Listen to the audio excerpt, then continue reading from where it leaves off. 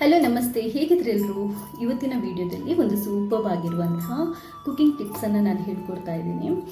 Actually ನಮಗೆ ತುಂಬಾ ಚೆನ್ನಾಗಿರೋ ಮೆದುವಾದ ಹೋಳಿಗೆ ತಿನ್ನಬೇಕು ಅಂತಂದರೆ ನಮಗೆ ಹೋಳಿಗೆ ಹಿಟ್ಟು ಅಥವಾ ಒಬ್ಬಟ್ಟು ಹಿಟ್ಟು, ಇದಕ್ಕೆ ಕಣಕ ಅಂತಾರೆ, ಇದನ್ನ ಕಲಿಸ್ಕೊಳ್ಳೋದು ತುಂಬಾ ಮೇನ್ ಆಗುತ್ತೆ. ಜಾಸ್ತಿ ಎಲ್ಲರೂ ಫೇಲ್ ಆಗೋದು ಇದರಲ್ಲಿ. ಯಾಕಂತಂದರೆ ನಮಗೆ ಒಬ್ಬಟ್ಟು ಹಿಟ್ಟನ್ನು ನಾವು ಕರೆಕ್ಟಾಗಿ ಕಲಿಸ್ಕೊಂಡಿಲ್ಲದಿದ್ದರೆ ಒಬ್ಬಟ್ಟು ಹೋಳಿಗೆ ಚೆನ್ನಾಗಿ ಬರಲ್ಲ, ಸಾಫ್ಟಾಗಿ ಬರಲ್ಲ. ಇವತ್ತಿನ ವಿಡಿಯೋದಲ್ಲಿ ನಾನು ಸೂಪರಾಗಿ ಪರ್ಫೆಕ್ಟಾಗಿ ಒಬ್ಬಟ್ಟು ಹಿಟ್ಟನ್ನು ಹೇಗೆ ಕಲಿಸ್ಕೊಳ್ಳೋದು ಅಂತ ಹೇಳ್ಕೊಡ್ತಾ ಇದ್ದೀನಿ.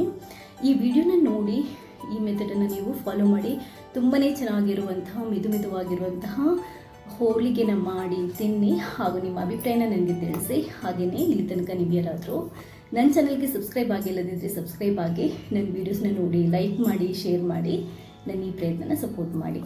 ಥ್ಯಾಂಕ್ಸ್ ಎಲ್ರಿಗೂ. ಒಬ್ಬಟ್ಟು ಮಾಡಲಿಕ್ಕೆ ತುಂಬಾ ಸಾಫ್ಟ್ ಆಗಿರೋ ಚೆನ್ನಾಗಿರುವಂತಹ ಒಬ್ಬಟ್ಟು ಹಿಟ್ಟನ್ನು ಹೇಗೆ ಕಲಿಸ್ಕೊಳ್ಳೋದು ಅನ್ನೋದನ್ನು ಇವತ್ತಿನ ವಿಡಿಯೋದಲ್ಲಿ ನಾನು ಹೇಳ್ಕೊಡ್ತಾ ಇದ್ದೀನಿ. ನಾನಿವತ್ತು 1 ಕಪ್ಪಷ್ಟು ಮೈದಾ ತಗೊಂಡಿದ್ದೀನಿ. 1 ಕಪ್ಪಷ್ಟು ಮೈದಾ ತಗೊಂಡ್ರೆ ನೀವು ಒಂದು ಅರ್ಧ ಕಪ್ಪಷ್ಟು ಚಿರೋಟಿ ರವೆ ಹಾಕೋಬಹುದು. ಅದಾದ ನಂತರ ಒಂದು ಸ್ವಲ್ಪ ಅರಶಿನ, ಕುಕ್ಕಿಂಗ್ ಆಯಿಲ್ ಬೇಕಾಗುತ್ತೆ, ಒಂಚೂರು ಉಪ್ಪು ಕೂಡ ಹಾಕೊತಾ ಇದ್ದೀನಿ. ಆಮೇಲೆ ಕಲಿಸ್ಲಿಕ್ಕೆ ಸ್ವಲ್ಪ ವಾಟರ್ ಬೇಕಾಗುತ್ತೆ ನಮಗೆ. ಮೊದಲು ಮೈದಾನ ಒಂದು ಬೌಲ್ಗೆ ಹಾಕೊಳ್ಳಿ. ಒಬ್ಬಟ್ಟು ಹಿಟ್ಟು ಕಲಿಸೋದು ಒಬ್ಬೊಬ್ರದ್ದು ಒಂದೊಂದು ರೀತಿ ಇರುತ್ತೆ. ಪರ್ಫೆಕ್ಟಾಗಿ ತುಂಬಾ ಚೆನ್ನಾಗಿ ಬರಬೇಕು ಅಂತಂದರೆ ನಾನು ಇವತ್ತು ಹೇಳಿರೋ ಮೆಥಡನ್ನು ನೀವು ಫಾಲೋ ಮಾಡ್ಬೋದು. ಮೈದಾನ ಹಾಕೊಂಡ ನಂತರ ಚಿರೋಟಿ ರವೆ ಹಾಕೊಳ್ಳಿ, ಅಥವಾ ಒಬ್ಬಟ್ಟು ರವೆ ಅಂತಲೇ ಹೇಳಬೇಕು. ನೀವು ಬೇರೆ ಉಪ್ಪಿಟ್ಟು ರವೆ ಆಗಲ್ಲ, ಚಿರೋಟಿ ರವೆ ಅಥವಾ ಒಬ್ಬಟ್ಟು ರವೆನೇ ಹಾಕಬೇಕು. ಅದಾದ ನಂತರ ಸ್ವಲ್ಪ ಅರಿಶಿನ ಹಾಕೊಳ್ಳಿ.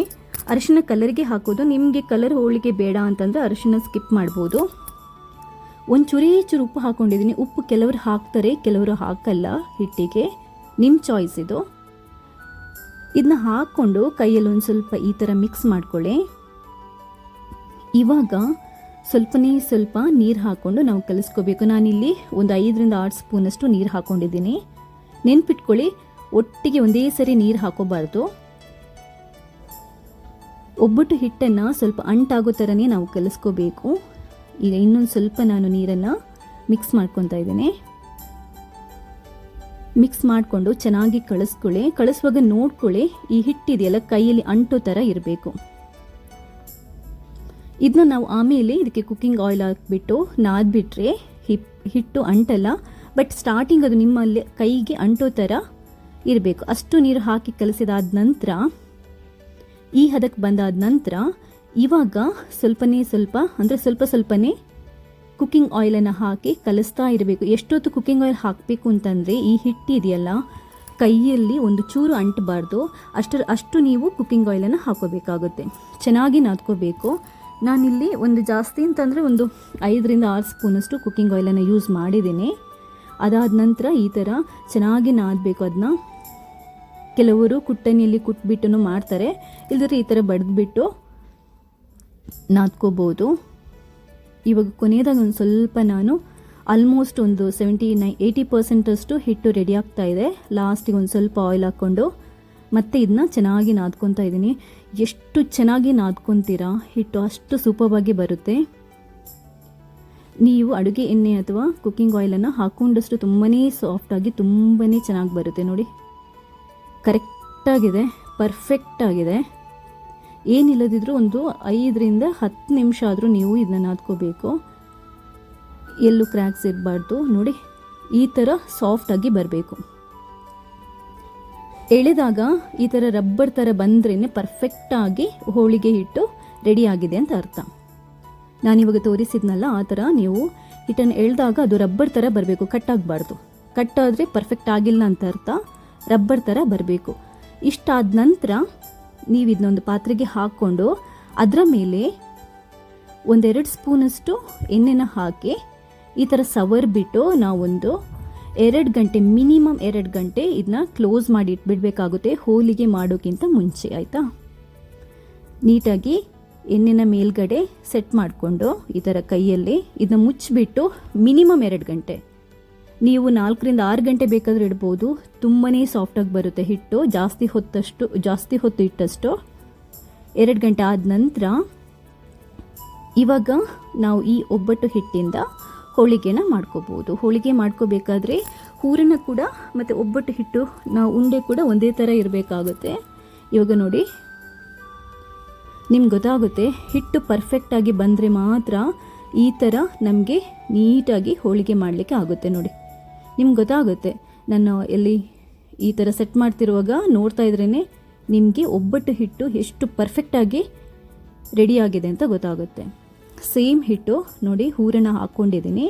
ಹೂರಣ ಹಾಕಿಬಿಟ್ಟು ಅದಕ್ಕೊಂದು ಸ್ವಲ್ಪ ತುಪ್ಪನ ಸವರಿ ಕೈಯಲ್ಲಿ ಸೆಟ್ ಮಾಡ್ಕೊಂಡು ಈ ಥರ